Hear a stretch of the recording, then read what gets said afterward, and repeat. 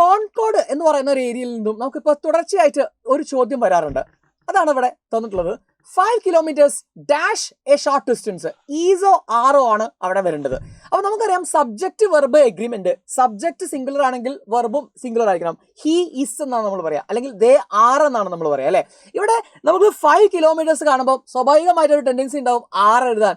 അതല്ല, ഈസ് ആണ് വരിക. കാരണം അതിനെ നമ്മൾ ആസ് എ ഹോൾ ആണ് നമ്മൾ മനസ്സിലാക്കുക അല്ലെങ്കിൽ കൺസിഡർ ചെയ്യുക. ഇവിടെ നിങ്ങൾ ശ്രദ്ധിക്കേണ്ടത് റെയിൻ, അതുപോലെ സാൻഡ്, അതുപോലെ തന്നെ വാട്ടർ, അല്ലെങ്കിൽ ഒരു ക്വാണ്ടിറ്റി ഒക്കെ പറയുകയാണെങ്കിൽ, നമ്മൾ ഒരു എമൗണ്ട് ഒക്കെ പറയുകയാണെങ്കിൽ നമ്മൾ സിംഗുലർ ആയിട്ടാണ് അതിനൊക്കെ കൺസിഡർ ചെയ്യുക. For example, rain is raining എന്നല്ലേ നമ്മൾ പറയാം. മഴത്തുള്ളികൾ കുറേ ഉണ്ടെന്ന് കരുതിയിട്ട് നമ്മൾ ഈസ് പറയാറില്ലല്ലോ. അതുപോലെ വാട്ടർ ഹാസ് എന്നാണ് നമ്മൾ യൂസ് ചെയ്യുക, ഹാസ് ഇസ് സിംഗുലർ. അതുപോലെ തന്നെ നമ്മൾ 2000 rupees is a big amount എന്നാ പറയാ. 2000 rupees ഉണ്ടല്ലോ, 6 എഴുതി കളയാം അങ്ങനെ പറയാറില്ല.